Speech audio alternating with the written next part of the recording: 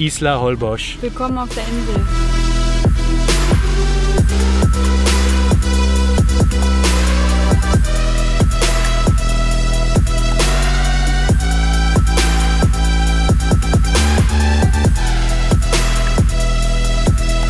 Holbox, so wird das zumindest von den Einheimischen ausgesprochen, geschrieben wie jetzt Holbox, liegt ganz im Norden der Yucatan-Halbinsel. Wir sind hier von Cancun aus angekommen. Mit dem Bus fährt man bis nach Chiquila? Chiquila, genau, vergesse ich die ganze Zeit. Wir sind jetzt hier in Chiquila angekommen. Das hat uns jetzt 25 € für uns beide gekostet. Genau, für uns beide zusammen. Mit der Fähre fährt man dann von Chiquila rüber, ungefähr so 20 Minuten. Und teuer. das war sehr teuer, ja, ich glaube pro Person 9 € pro Fahrt. Hier gibt es keine befestigten Straßen, keine Autos. Jeder mietet sich hier so ein Golfcar oder einen Roller. Es gibt Fahrräder, aber das sieht irgendwie immer echt crazy aus, weil man kann hier irgendwie kaum Fahrrad fahren, wegen dem Sand. Als wir gerade angekommen sind, hat es noch geregnet. Hat es halt voll dolle geregnet, hier ist gefühlt alles überschwemmt. Ja, wir hoffen, dass das Wetter besser wird. Jetzt seit 2-3 Tagen wieder nicht mehr. Wir sind jetzt Ende Juli hier, Regenzeit, aber das Wetter spielt wieder bombastisch mit. Es stand alles voller Pfützen, also du musstest dir zu Fuß sogar deinen Weg suchen. Ja, was natürlich diese Insel auch ausmacht, sind die Strände, ne? Wir sind jetzt hier gerade am Playa Punta Coco. Wir sind jetzt hier gerade am Playa Punta Coco. Dieser Strandabschnitt ist irgendwie ein bisschen ruhiger, habe ich das Gefühl. Ja, weißer Sandstrand. Das Ganze läuft auf so einer Halbinsel aus oder eine Sandbank. Ich weiß nicht genau, wie man das nennt. Man hat links und rechts von sich Wasser. Eine Lagune. Genau. Salzwasser. Und Leute, ihr könnt hier Flamingos sehen. Weiße Flamingos. Wir haben welche gesehen. Sind das Flamingos? Das sind Flamingos. Ach ja, und was ich auch nicht wusste, hier ist Ebbe und Flut. Wir sind jetzt hier am Playa Holbox und ich finde, wenn man die Strände hier entlang läuft, hat man ein richtiges Karibik-Feeling. Weißer Sand, der ist richtig weich. Und hier sind kaum Wellen, das Wasser ist so ganz seicht, also perfekt zum Schwimmen. Ja, alles ist einfach weiß und türkis, also wirklich richtig schön. Also für Frühaufsteher, morgens ist der Strand fast komplett leer und man kann hier richtig schön die Ruhe genießen.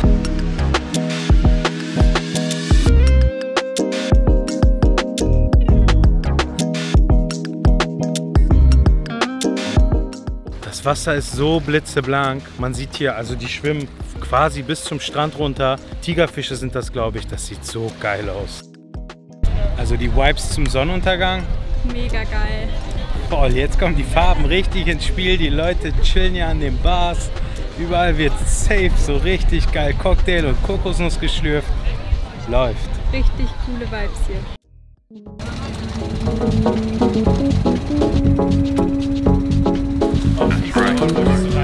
Weil die Straßen sind einfach eine Katastrophe. Ich glaube, man kann sogar besser laufen. Ich habe ehrlich gesagt ein bisschen Schiss, da jetzt durchzulaufen. Wir sind hier am Punta Mosquito und es ist ein Traum hier. Also uns gefällt dieser Strand bis jetzt am besten.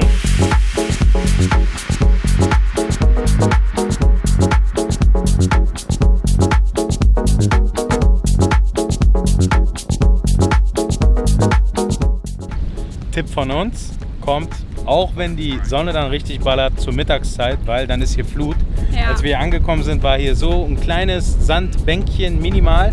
Und jetzt ist die ganze Sandbank komplett. Man kann hier einfach bis hinten laufen. Wow. Und es ist einfach nur schön. Richtig Karibik-Feeling. Volle Kanne. Das Wasser wird nicht tief, es ist super angenehm. Ja, und man kann hier einfach im Wasser liegen, sich freuen und ich weiß nicht, man kann hier einfach so diesen Ort genießen. Voll. Kontrast zwischen Weiß und Türkis.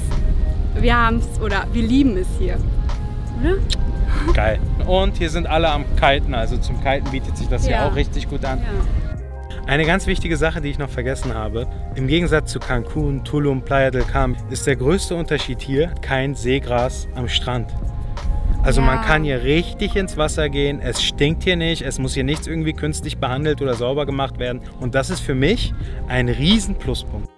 Dann waren wir gestern noch ein bisschen in der Stadt, ne? Da ging auch gut was. Also wenn ihr Bock habt auf ein bisschen Salsa tanzen, dann können wir euch The Hot Corner empfehlen. Es ist eigentlich ein Restaurant, aber gestern Abend haben die Leute dort alle auf der Straße getanzt und da war voll gelassene Stimmung. Live-Musik gab es in ganz vielen Läden und was ich auch richtig cool fand, mitten in der Stadt war quasi so eine Sporthalle, so eine offene, also nicht Halle, sondern einfach so, da haben dann nachts einfach alle Volleyball gespielt oder Basketball. Das war echt cool. Also das war richtig entspannt.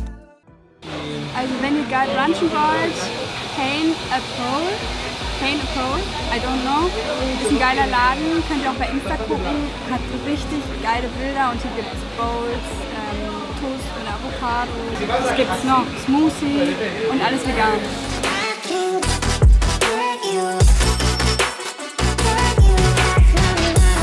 Anmerkung noch am Rande, wenn ihr hier hinkommt, kommt früh, weil schicken die Leute jetzt schon weg, hier ist sonst voll die Schlange. Also das heißt, hier ist der Bär los, weil es anscheinend wirklich sehr gut ist. Der frühe Vogel fängt den Wurm. Also supermarkttechnisch hier in Holboch nicht ganz so einfach. Wir sind jetzt hier auf dem einheimischen Mercado, sind auf der Suche nach Obst, Gemüse und Brot. Und hier gibt es ein paar kleine Stände, sehr übersichtlich, aber hier bekommt man alles, was man als Selbstversorger braucht. Wir sind fündig geworden und kaufen jetzt hier Obst und Gemüse. Also wir grillen heute 100% vegan. Wir haben richtig fette Auberginen gekauft, wir haben Zucchini gekauft und die Maiskolben. Und ich bin sehr positiv überrascht, unser Grill hat richtig Zunder. Mit dieser unglaublich heftigen Valentina scharfen, geilen Soße in die Tacos rein, alles gegrillt, bisschen Gemüse. Zack, her mit dem Ding, rein das Ganze und Gönnung vom Allerfeinsten.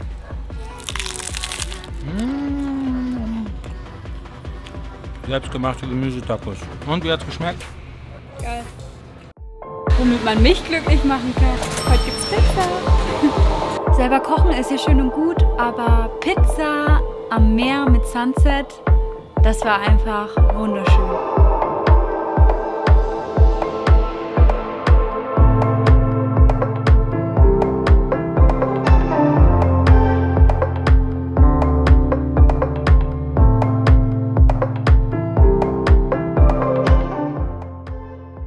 Also ihr könnt hier Touren buchen, wo man die Biolumineszenz sehen kann.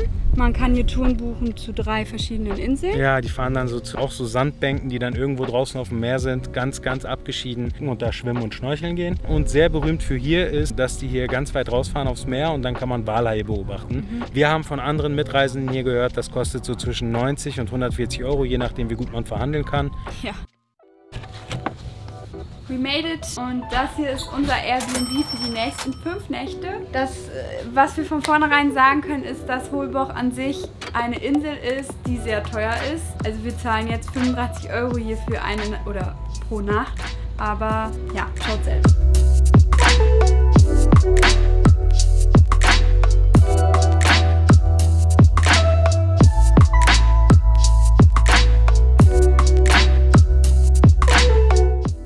Wir waren insgesamt 5 Tage in Holbosch. Für Bus und Fähre haben wir in Holbosch insgesamt 62,66 Euro bezahlt. Für 5 Nächte hat unsere Unterkunft 166,62 Euro gekostet. Taxikosten waren 8,50 Euro. Für die Verpflegung haben wir 95,24 Euro bezahlt. Das sind insgesamt 333,02 Euro und pro Tag pro Person 66,60 Euro. Für alle, die jetzt bis zum Ende dran geblieben sind, erstmal ein fettes Danke. Ihr würdet uns einen Riesengefallen tun, wenn ihr einfach den Kanal abonniert und ein Like da lasst.